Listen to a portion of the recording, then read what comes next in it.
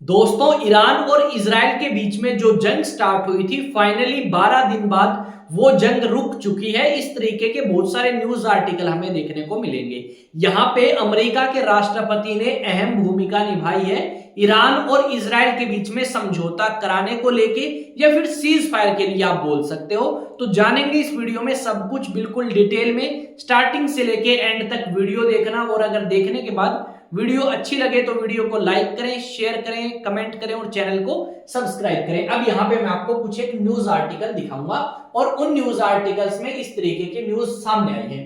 Trump speaks to Netanyahu, Israel says refrain from further strikes on Iran. यानी यहाँ पे ये बात कही गई है कि जो इजराइल है वो आने वाले समय में और अटैक नहीं करेगा ईरान के ऊपर। नीचे लिखा गया है कि ट्रंप ने वार्न किया है कि आप और ज्यादा बॉम्ब जो हैं वो ईरान के ऊपर ना गिराएं। उसके अलावा एक न्यूज आर्टिकल और है, उसमें भी इसी चीज का जिक्र किया गया है। यहाँ पे ये कहा गया है ईरान के राष्ट्रपति के द्वारा कि हमने कोई सीज फायर का वोलेशन नहीं किया है, जबकि इजराइल ने आरोप इस प्रकार से लगाए थे किसके ऊपर? ईरान के ऊपर। अब आप इस तरीके के सीन ईरान में देख सकते हो और इस तरीके के सीन आप इजराइल में भी देख सकते हो। अब बात करते हैं इस चीज के ऊपर थोड़ा सा डिटेल में कि क्या हुआ और कैसे सीज फायर हुई। देखो, हम सभी को पता है इजराइल और ईरान के बीच में एक जंग स्टार्ट होती है 12 दिन पहले, और उस जंग को फाइनली सीज फायर के थ्रू रोक दिया गया। अब इस जंग की जो स्टार्टिंग है वो इजराइल के द्वारा कराई गई थी, या फिर आप कह सकते हो इजराइल के द्वारा करी गई थी। जब इजराइल ने इस जंग की स्टार्टिंग करी तो इसका मुंह तोड़ जवाब ईरान ने भी दिया। ईरान ने अपनी मिसाइल्स को यूज किया और इजराइल की तरफ दागना स्टार्ट किया। यहां पे फिर एंट्री मारते हैं अमेरिका के राष्ट्रपति ट्रंप, और अमेरिका के राष्ट्रपति ट्रंप ने इजराइल का बढ़ चढ़ के समर्थन किया। और इसी समर्थन के चलते हुए राष्ट्रपति ट्रंप ने पहले तो ये कहा कि हम 2 हफ्ते का टाइम लेंगे, और अगर ईरान और इजराइल में जंग नहीं रुकी तो अमेरिका बीच में कूद जाएगा। पर यह बात कहने के अगले दिन ही राष्ट्रपति ट्रंप ने क्या किया?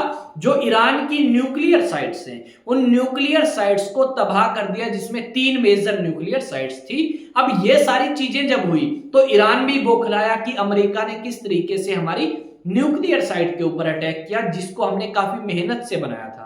तो यहां पे क्या हुआ? ईरान ने अटैक किया अमेरिका के एयर बेसिस पे, अमेरिका के डिफेंस बेसिस पे, आप कह सकते हो मिलिट्री और नेवल बेसिस में, जिसमें काउंट है।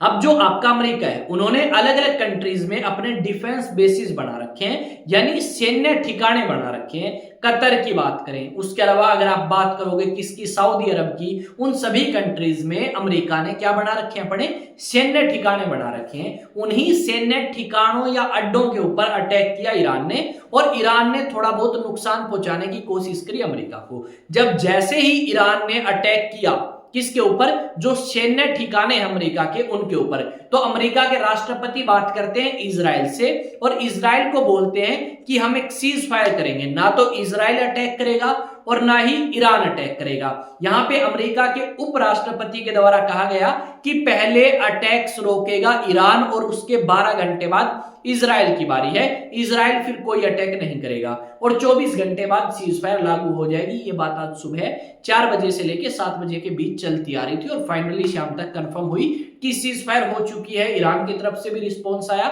इजराइल की तरफ से भी रिस्पॉन्स आया।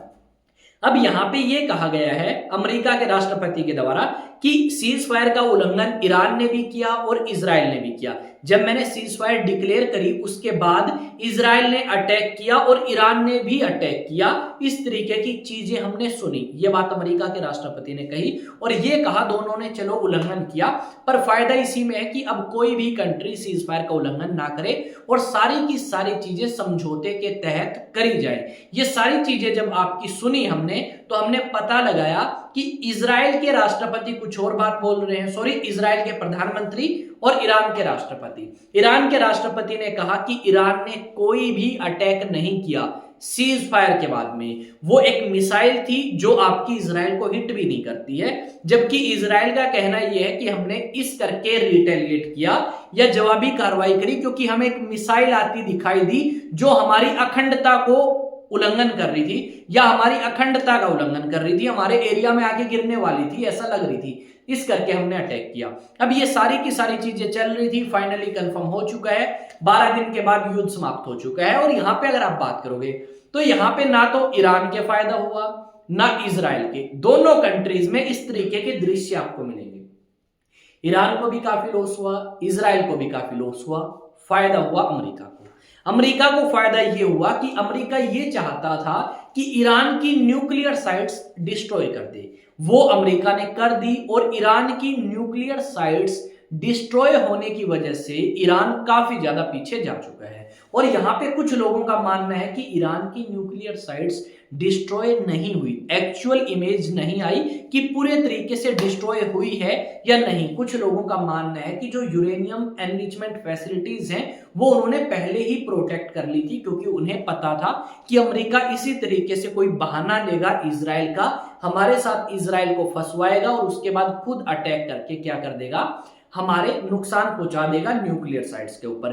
B-2 बॉम्बर अमेरिका ने यूज किए और अमेरिका से उड़ा के ईरान की तरफ भेजे और ईरान के ऊपर मिसाइलों से हमला किया और न्यूक्लियर साइट्स को भी डिस्ट्रॉय करने का प्रयास जो है वो यहाँ पे राष्ट्रपति ट्रंप और अमेरिका के द्वारा किया गया। उसके अलावा अगर आप बात करें तो ये आज इमेज थोड़ी सी कम ज्यादा क्यों रही है, अदरवाइज ऐसा नहीं होता था, कई बार थोड़ी दिक्कत आ जाती है। क्या लिखा गया है, यही बात लिखी गई है कि ईरान के विदेश मंत्री ने कहा कि कोई सीज फायर अरेंजमेंट्स नहीं हुए हैं इजराइल के साथ में। यहां पे नीचे देखोगे 3 घंटे पहले का न्यूज आर्टिकल है, ईरान मिलिट्री डिनाइड, ईरान की मिलिट्री ने डिनाई कर दिया है कि हमने कोई भी मिसाइल लॉन्च नहीं करी इजराइल की तरफ सीज फायर होने के बाद में। इस तरीके के न्यूज आर्टिकल्स हम बहुत सारे देख सकते हैं। यानी यहां पे आप कह सकते हो कि आज के समय मिडल ईस्ट के अंदर काफी ज्यादा संकट है और इसी संकट से नुकसान होगा भारत को। भारत ने ज्यादा तेल परचेज करना स्टार्ट कर दिया था अमेरिका से,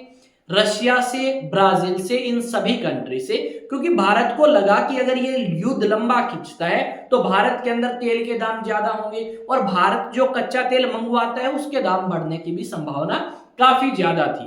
पर ये युद्ध रुक चुका है तो शायद इतनी ज्यादा तेल के दामों में उछाल या बढ़ोतरी ना आए, तो भारत के लोग इजीली सरवाइव कर सकते हैं और महंगाई का मुंह जो तेल को लेके देखने को मिलती वो हमें अभी नहीं देखने को मिलेगी।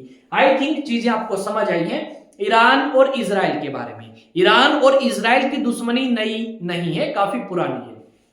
आपने सुना होगा इजराइल ने गजा के ऊपर हमला किया और गजा के अंदर एक संगठन था जिसे बोलते हैं हमास, डायरेक्ट इनके साथ इजराइल का युद्ध हुआ। तो इस हमास संगठन को सपोर्ट किसने किया, ईरान ने। अगर बात करें लेबनान कंट्री की तो लेबनान में एक संगठन था हिजबुल्ला जो कि इजराइल के जस्ट ऊपर है। उस देश में एक संगठन है हिजबुल्ला, उसको समर्थन किसने किया भाई, उसको समर्थन ईरान ने किया।